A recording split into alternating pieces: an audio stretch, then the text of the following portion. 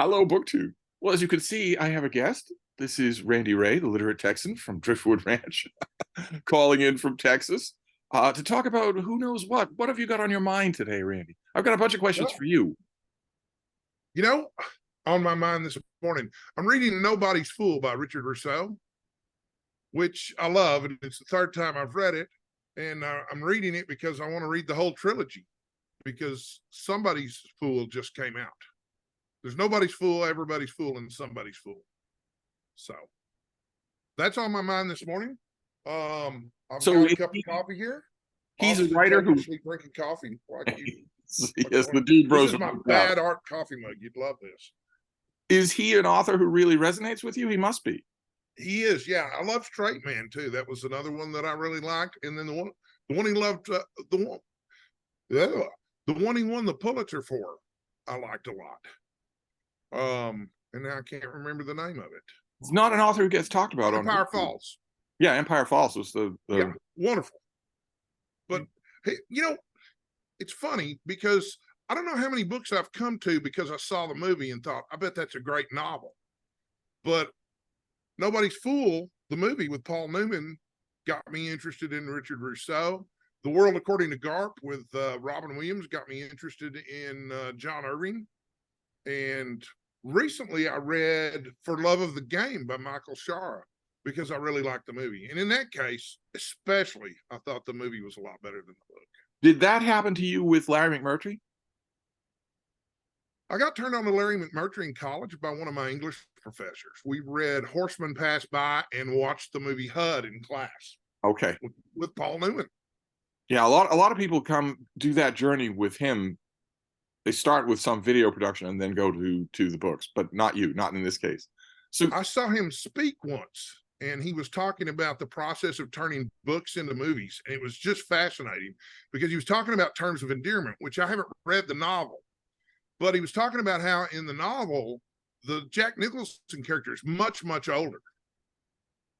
And I guess he's a Civil War veteran or World War I veteran or something like that. And they were trying to find an actor who was old enough to play the part, but also had the charisma on screen to pull it off. And the only person they could think of was Cary Grant. They tried to get Cary Grant to come out of retirement to play the Jack Nicholson role in Terms of Endearment. Grant, of course, refused because he was well ensconced in his retirement. So they decided to rewrite the character and make him an astronaut and cast Jack Nicholson. But you haven't read the book. Not yet. It's next on my Larry McMurtry TBR though. It's a sharply sad book. McMurtry has this way. He has this way of assembling elements of a subplot, right, and then bringing you up to a place where a less confident writer would resolve them, and then he just, sorry, life doesn't work that way, and you're just left with this rock of sadness that isn't going to go away. It's just, that's the story, which is going to make reading him sound really unattractive to people who haven't read him, and yet I'm describing something I love. Yeah, he's marvelous. Everybody talks about Lonesome Dove, which, fabulous.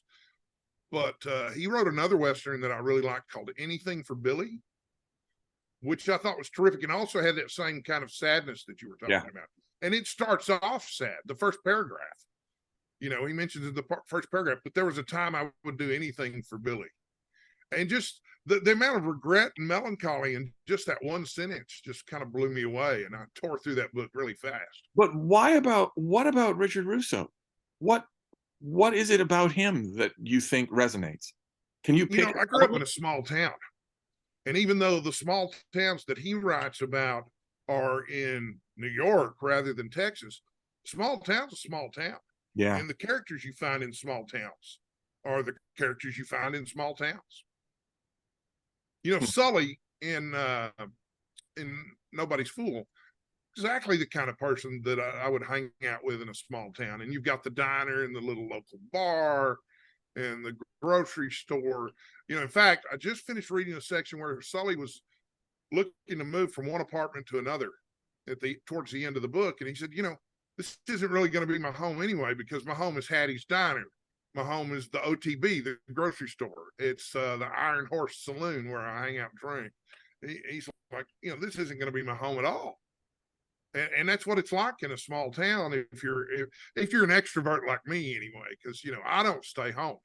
And I do now because of the cancer meds, but as a general rule, I'm out and about and stuff. Yeah. So yeah. in fact, I was out on a date Wednesday night with a young woman, and I'd mentioned that I'd become one of the local colorful characters here in Denton, Texas, over the last 10 years. And then, of course, a couple of people that she knew walked into the restaurant, and she spoke to him, and then she looked over at me and she said, "I'm a local colorful character too," which I thought was great. But Denton hardly qualifies as a small town anymore. No, you mentioned that it's gotten much bigger. It would definitely qualified as a small town when I was there. Right. Yeah, definitely. I don't qualify as local colorful character. I'm just the guy who walks the dogs who are local colorful character. Dave, I would be very surprised if you're not a local colorful character. Everybody in the neighborhood remembers the dogs. They don't remember me, whichever the dog is. Free to spend all of our morning walk today, just now, screaming at people to pay her attention and pet her and fuss over her. Yeah. I have a lot of people stopping by the house, and so my dog Brockmeyer has just gotten really used to people coming and going as they please, because I just don't lock the door to people just come in and out. And Brock's just gotten used to it and doesn't bark at anybody anymore. So he thinks they're all coming to visit him. I have a question. We can talk about anything, but I have a question that's on my mind. I'm sure a lot of people who are watching are dealing with the same question themselves. They might want your answer. Do you use books to escape from the news? What do you do to especially escape lately?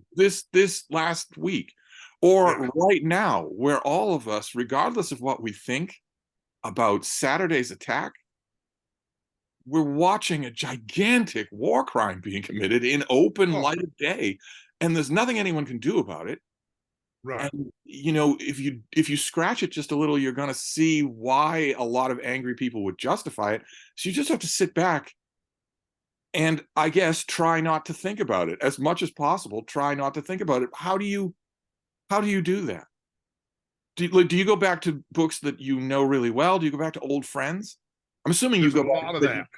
You go to books, at least in part, to get away from that. Absolutely. Yeah. In fact, that's been going on for years, and it's getting more pronounced over time, because I've been using books to escape from the news since Trump got elected.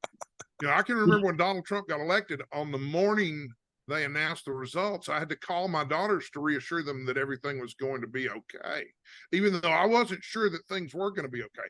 And really, I don't think they have been. But your daughters have fewer rights than your wife. Number of books that I read has gone way up. You were right to reassure them. They have fewer civil rights than their mothers did. So, absolutely. Yeah. You were right to worry about that. But I told them the pendulum swings back and forth and stuff. But I mean, we're edging into Handmaid's Tale territory with the current batch of Republicans. Now, it's awful. For viewers who maybe aren't familiar with your channel, first of all, go over and subscribe. But for people who maybe aren't familiar with your channel, there would have been a long time in your life where you would have got away from the news by crawling inside a bottle. Oh, yeah. I drank heavily for 17 years straight. And am I right that would probably have been reflex number one? Books would have been two? Oh, yeah. Yeah, absolutely. Yeah, I did not read a lot of books when I was drinking. No. During the occasional, I was the type of drinker that could quit, but could never stay quit for more than a week or two. And that was a rare occasion. And then, I had to go find a support group to get sober. But I started reading aggressively about 10 years ago when I got sober. Yeah, that was a big coping mechanism for me. And you're right, I do go back to old friends all the time, because I'm also reaching an age. Well, I got the cancer diagnosis, so I'm not old, but I'm not young anymore, and I've got cancer. And it's like, I want to go back and reread The Adventures of Sherlock Holmes. I want to read the stuff that I loved as a child, and I want to reread The Lord of the Rings and The World According to Garp, and some of the stuff that really introduced me to reading that I haven't read in a long time. So you're doing more of that kind of escapist reading this week? to get away Absolutely. from. Oh yeah, absolutely. Yeah, And I've been averaging. Of course, I'm not reading 10 to 12 hours a day like you, but I mean, I am reading 2 hours a day. 2 or 3. So, then, and I love it. I'm absolutely loving it. It helps to read books that you like too. right now, the ostentatious slurp. You got to get one for the dude bros. I'm drinking an Americano. I'm not just drinking coffee. I'm drinking an Americano. Oh my God. Dude bro Randy. No, if you don't mind my asking, 2 hours of reading, that is sometimes a marked challenge considering the cancer meds, right? They screw up your concentration. Right. Yeah. You know what? The cancer meds seem to have gotten a little bit better lately, but of course I've got to start real chemo soon. I'm on an oral chemo pill now, and it's awful. But then I had trouble finding someone who wanted to put a port in. So when I get the port, they'll start me on real chemo. And I suspect that'll make it even harder to read. But I'll probably watch more YouTube videos. Real chemo, you get chemo brain. Yeah. Well, I've already got some chemo brain too. I forget things all the time, which is really frustrating for me because I used to be sharp as a tack, man. But now I'll forget song lyrics. I play guitar and sing, but I forget song lyrics. And then, I forget names of books and forget all this. Hey, Frida. She's just What's up, little girl? standing there. She's got, hi, baby. She's very fond of these melodramatics where she just stands behind me like, this is what you doing. She wants all the attention today. There you go. Oh. She really doesn't have her game face on until 11 or noon. Right. She's not a morning person at all. Right. Yeah. Brock gets frustrated with me because, he sleeps in the bed with me and I like to cuddle. And so I've taught him how to spoon, but he's very reluctant about it. So, but yeah, he's up and about. I got a present from a friend last night. I wish I'd brought it in here with me. It's a painting of a dog who looks just like Brockmire, except he's dressed as Snoop Dogg. But really you have show and tell. Yes. Oh yeah. I got this book. I read Michael Dirda's column in the Washington Post consistently, but I got this book, More Voices from the Radium Age, and it's a collection of short stories written before science fiction as we know it. Proto-science fiction, I think they called it. But, the table of contents? The sci-fi people are going to want to know. Yeah, so here's what we've got in here. The Last Days of Earth from 1901 by George C. Wallace. The Land Ironclads from 1903 by H.G. Wells. The Republic of the Southern Cross from 1907 by Valery Brusov. The Third Drug by E. Nesbitt. There's a name a lot of people will have heard. A Victim of Higher Space from 1914 by Algernon Blackwood. The People of the Pit from 1918 by A. Merritt. I've read that one. The Thing from Outside by George Allen England. The Findings of the Absolute by Mason Clare, and The Veiled Feminists of Atlantis by Booth Tarkington. That's from 1926. Wow. So anyway, I love the cover art on this. And, there's another book before this called Voices from the Radium Age. There's more Voices from the Radium Age. I don't know why I bought More Voices from the Radium Age instead of Voices from the Radium Age, but I did. That series is terrific. They also reprint individual standalone novels that have been forgotten but had their heyday. It's really there's some really thinking people behind that series. MIT Press. Did you get? So you're saying you got that book because of Michael Dirda? Yeah. Does that happen often?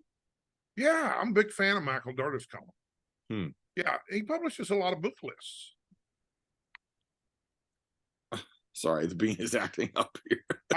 In fact, I guess Michael Dirda taught a college class on the origins of the adventure novel, and he published his book list. There were 2 classes, one before a certain date and one after a certain date.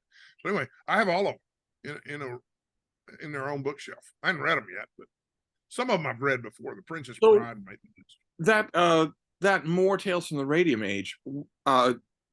Is it clear to you where they're making the cutoff point? I mean, what are they saying? Not is really. The Radium I haven't looked Age? at it that closely, but the latest one was 1927, So what do you most think people think about science fiction from the 30s onward, though, don't they? I wonder if the editors have a particular book or a particular author in mind. I always think of science H.G. fiction starting Wells. with War of the Worlds by H.G. Wells. Right. Yeah. So, and I confess I'm blanking now, but I think it was earlier. I think it came out earlier than the story that you mentioned.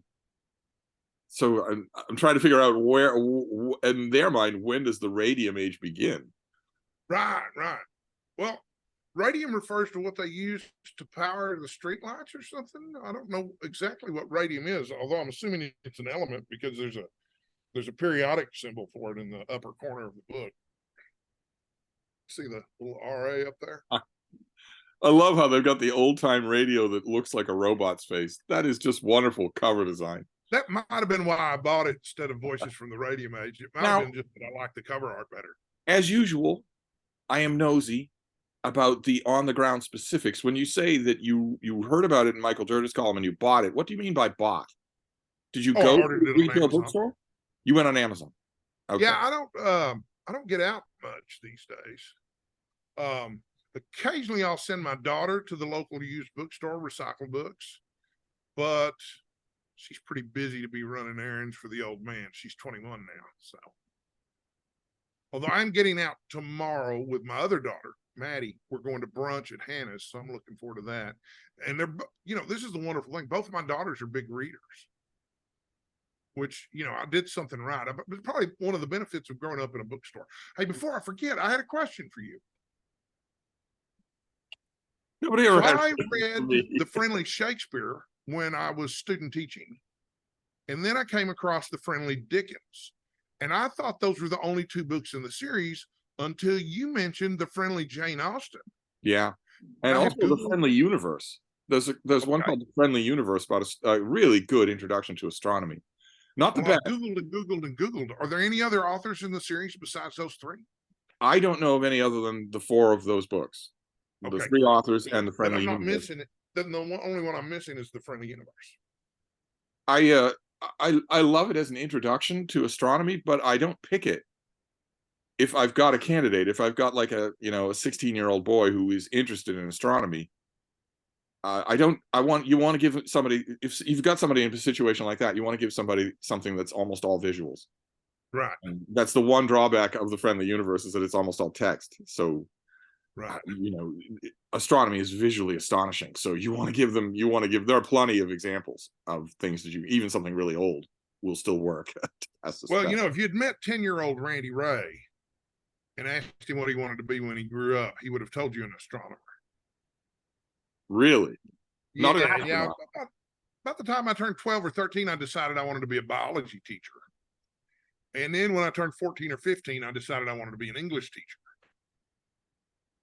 And then when I turned 23, I decided I did not want to be an English teacher anymore. Some of us take a little longer to come to that plain realization. Right, yeah. Well, there's a lot of drawbacks to the whole high school teaching thing. I have nothing but admiration for school teachers. Me too. Because I didn't like the students, the other teachers, the parents, or the administrators.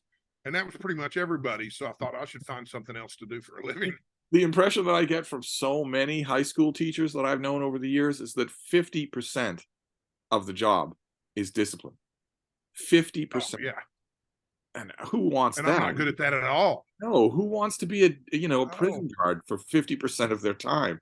I know there are plenty of examples of people where that's not true, where they have really good classes or they have a good rapport, but even you're no more the type than I am to lay down the law. Too much talking. Why are you laughing? I want to talk about books, man. I couldn't do it.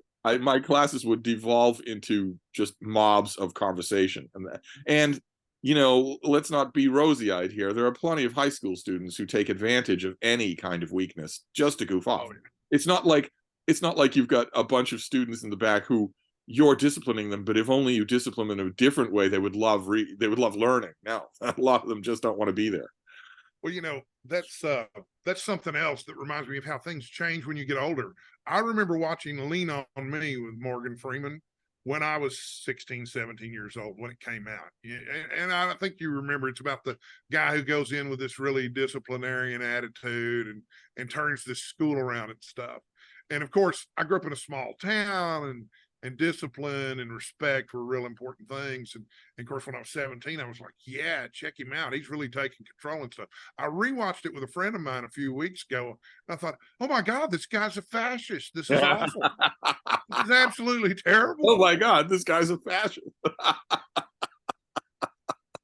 Yeah, it doesn't, I won't say it doesn't hold up, because all the stuff about it, all the technical stuff about it, the writing, the directing, especially the pacing, a lot of the acting is every bit as good. But yeah, your sensibility changes completely. Yeah. Well, and it also had Robert Guillaume in it, who, in my opinion, Robert Guillaume never got the credit he deserved as an actor. He was terrific. Yeah, I wonder why that is. I don't know. Well, he spent so much time on Benson, which I'm sure was a solid paycheck. And the first few seasons of Benson were terrific. Yeah. But of course, the later seasons of Benson were awful. It becomes a kind of a pantomime. Yeah. And he was on Sports Night. Oh, that's right. Yeah. He was terrific on Sports Night. The guy who did The West Wing, Aaron Sorkin. Yeah. He was by far the best thing on Sports Night. Yeah. And a lot of other people there were just showing off. They were just reveling in the Sorkin dialogue or whatnot. Right. I thought it was tremendously courageous of him. He was on Sports Night when he had a stroke. And he went through rehab and came back on the show. They wrote the stroke into the show. Yeah. That takes a lot of courage. Dick Clark did the same thing. Yeah, he did. You have recovery is possible, but you feel so self-conscious. It takes a huge amount of courage to get back in front of the camera after that. Right. Either that or you have to be insane. If you're insane, then you won't care. Bette Davis didn't care. So she had a far worse stroke than either of those, and just continued to do public perception because he was nuts. Right. But tell me more about, I want to know more. Obviously, today marks a week since last Saturday's attacks, a week since this nightmare news cycle that just won't let go, it's just getting worse and worse, because we don't live in the 1940s anymore. Everybody has a camera. Everybody has drones. We can see the suffering. Right. In totally direct terms. And of course, if you're an American, you have the added rage and embarrassment of the fact that one half of our bicameral government can't find their ass with an elbow with two hands and a flashlight. They don't even have a speaker, so that they can't even confirm an ambassador to the Republicans aren't exactly putting the fun into dysfunctional, are they? No. There's nothing fun about it. No, it's just awful. And it's also this all happened. It's like, Jesus, I thought it couldn't get any worse. Yeah. Thought it couldn't get any worse. I don't want to dwell on it, of course, but it's just wrinkle after wrinkle of absurd irony. Yeah. This morning, you have a PBS reporter went on Twitter and it said, "Okay, I'm used to the rough and tumble of news reporting, but are you calling Jim Jordan an insurrectionist? I'd love to see the proof of that." She got ratioed on Twitter. What do you mean, proof of that? Were you not a PBS reporter during the January 6th committee? Right. Well, if you want to know whether or not he was complicit in an attempt to overthrow the government, in collusion with the president to overthrow the government, you don't need to listen to testimony. You don't need to look at evidence. Just call up on YouTube the video clip of someone asking him if he spoke with Donald Trump on the day of January 6th. His response is absolutely comical, literally comical. Jack Lemmon, if you'd said to him at his peak, do a bit where you are a really guilty politician who's trying not to incriminate himself live on TV, he couldn't have done as good a job of. Just look at that clip. If that clip doesn't say guilty to you, then you need your moral calibers recalibrated. And he's now in line to be third in line to the presidency. It's just amazing to me that he's obviously an idiot too. He's not just an idiot, but he's an unprincipled idiot. And it's just amazing to me that there's such a high percentage of people in our country who admire that about him. Yeah, because he doesn't wear sports coat. It's not that they don't care. they actually like it. Yeah, that is the most demoralizing part to me about the secession caucus, is not that they are open traitors, but that they are stupid. They are so stupid. The thing that bothers me the most about them, if you're going to give me a governmental villain, somebody who's, I want your grandmother working until she's 90. I want your children working. I want your sisters and your mother to be fleeing the country in order to get an abortion and then not allowed back. If you're going to give me a Republican villain, give me Dan Crenshaw. Yeah. Who isn't stupid. He's evil, but he's not stupid. Give me something like this, something other than, Lauren Boebert and Marjorie Taylor Greene throwing their own feces in the congressional chamber. Give me an actual villain. Would be great. Right. Even if the villain is something you need to watch out for a lot more. Like, I mean, J.D. Vance is genuinely dangerous because he has had a psychotic break. He was a real person, and now he is a foot soldier of evil. So you have to watch for that, but he's still not dumb. So something about the dumbness just doesn't feel worthy to oppose. I mean, who's going to make an arch of Marvel villain style arch nemesis out of George Santos? Who's going to do that? But you could be the villain for Power Pack or some team like that, Not to stray into politics, but the point I was trying to make before I started progressing was the horrible international news. A whole region being bulldozed, and the nation doing it with the sanction of the United States, saying, look, occasionally to get at the bad guys, you have to bulldoze the good guys. And you just have to sit and watch that. You've got that news and also a complete disarray in the House of Representatives. So, and that the combination of those two things brings me back to reading, which is not political, which brings me back to more questions about you escaping from all of that. Is it like, and I'm not generally an escapist type of person. This is unusual behavior for me. I was very active in the Texas Democratic Party when I was younger. Oh, were you? Oh yeah. Well, it was fun too. I can still remember, we had a piano in the headquarters, and the old women Democrats, who all looked like Ann Richards because they all had that hairdo, would come in on election night, and when a Democrat won, they would get on the piano and play Happy Days Are Here Again, and we'd all drink beer and eat nacho chips and stuff. And it was great. It was a really, really fun experience. But things have just gotten so ugly and nasty around here. And where I live, if you let on that you're a Democrat, it's almost like wearing a scarlet A on your chest. I mean, it causes problems. I have good friends that I don't speak to anymore because they won't let me change the subject from politics, much less let me get off the phone.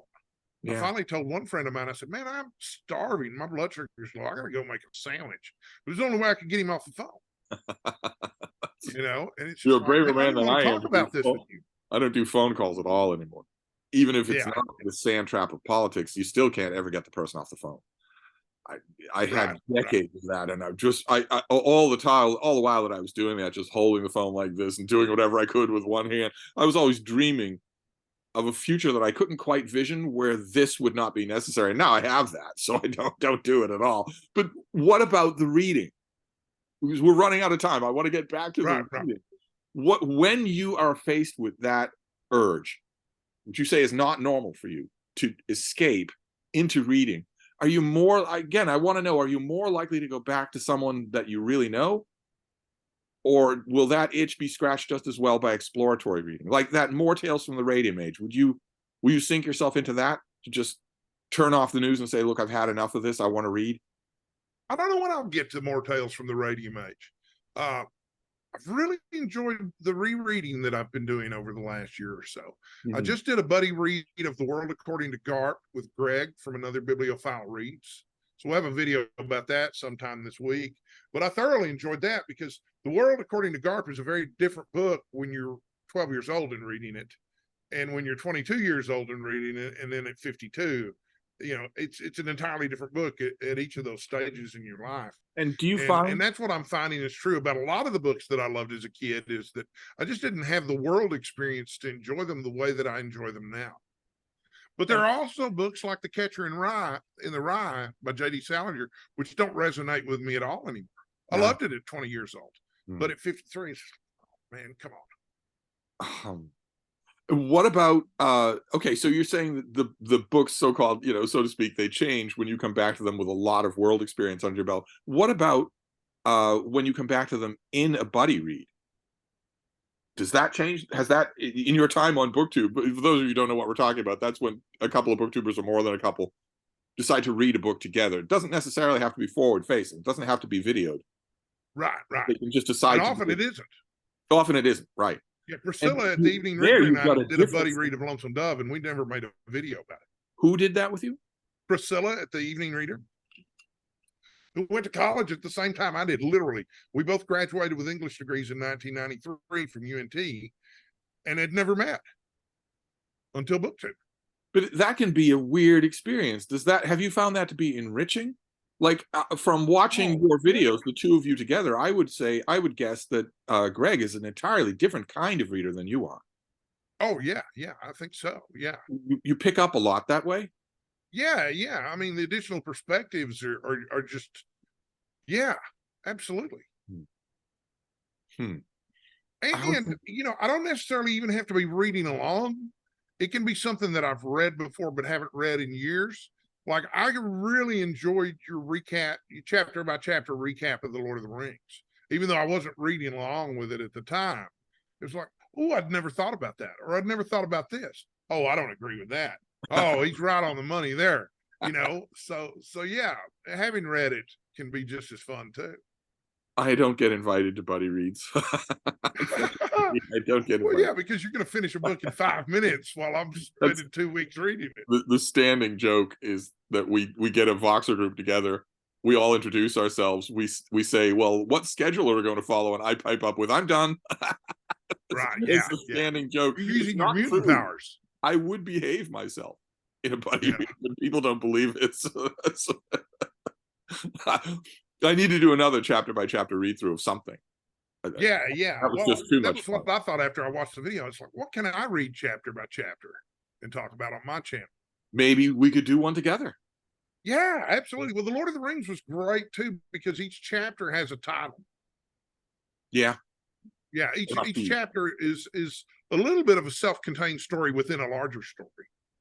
And I like that. A lot of books have chapters, but the chapters don't mean anything without the context of the larger story. They don't necessarily have a beginning, middle, and end. And if that's the case, why bother having chapters? Yeah. But really solidly crafted novels like The Lord of the Rings, each chapter has a beginning, middle, and an end and a point, as does each part and section. It's largely lost on modern writers, on modern young writers especially. But when I would teach writing, I would always, one of my favorite questions, I repeated it all the time, is, okay, here's your latest chapter. Before we talk about what happens in this chapter, why is this a chapter? Right. Why is this a chapter? And I've lost count of how many students said, well, what do you mean? Chapters just happen. No, nothing just happens in your book. You are making everything happen in your book, so you can't take anything for granted. Why is this a chapter? Right. What is it doing that you couldn't have done without this? But that gets us onto the subject of writing, and we don't have enough time. No. I can't do another call tomorrow to get ready for NaNoWriMo. Are you doing NaNoWriMo? I'm doing NaNoWriMo. Mm-hmm. I think I was thinking about writing not a planetary romance, but a Sword and Planet novel. But I think now I might write a literary fiction novel, a short literary fiction novel. So what made the change? A reader with probably reading The World According to Garp. Oh, right. Nobody's Fool back to back, and it was like, oh, yeah, well-written literary fiction really is a joy. If you say so. I encounter so little of it. I encounter so little of it. That's true. Maybe I need to remember that it can be a joy. Well, Nobody's Fooled by Richard Rousseau, The World According to Garp. That's pretty top-notch stuff. Right. I'm although the best of it. Working up contemporary literary novel would be harder to do. You don't have all that much time, just 2 weeks. Right. Well, it doesn't have to be good. Well, That's the whole point, right? I could think that you could pull together a Sword and Planet story as easy as falling out of bed. Yeah, that's almost too easy, right? Read 1 million of them, I bet. Oh, before I forget, don't forget to hit that like button, comment, and subscribe. If you're going to hear those things on my channel, it's going to have to be said by somebody else. So I'm not. I was I'm not talking gonna... with a woman friend of mine the other day, and women, they just face challenges we don't face. And she's on social media, and she had a man text her one morning. I hope that this morning you're as full of beauty as a perfect red rose. And I told her, I said, if I ever write you something like that, anything like that, just go ahead and shoot me. Put me out of my misery. As perfect as a pure red rose or something. Yes. As pure as a pure red rose, as divine as a gorgeous, slow sunrise in spring, as lovely as a high summer day. And the women that I've known who get crap like that, some of them turn to the person who thinks they're complimenting them and says, how about a comparison of something that has a brain? No, you don't want to compare me to anything that has a brain. Right, yeah. No, I'm in a deep dive now. I'm helping a friend to do some YouTube research on pickup artists, on the world of pickup artists. My friend, just all about negging, among other things. Yeah, really toxic. All the terminology from these creatures. He basically wanted me to help him because he said, a lot of this is just going to boil down to watching endless videos and taking notes, and you have more time. You can watch a lot of videos. You could double my research and reach. So I'm doing that, and oh my God. Do you feel like you have to take an extra shower every day after watching these guys? The number one bedrock assumption of all of these people is that women aren't human. Right. The number one assumption is that they might be nice, they might be lovely, they might be ornamental, but they aren't human. Right. Not only are they not human, but they're easily manipulable. Yeah. You just have to figure out how to do it. Not been my experience with women at all. Nor mine. No, but I don't want the video to cut us off. You've already urged my viewers to like, comment, and subscribe. You had better not. Randy L. Ray, the literate Texan. Yes. Well, let's bid good morning to each other rather than get cut off in mid-sentence. Great chat, Steve. Thanks. We'll talk again.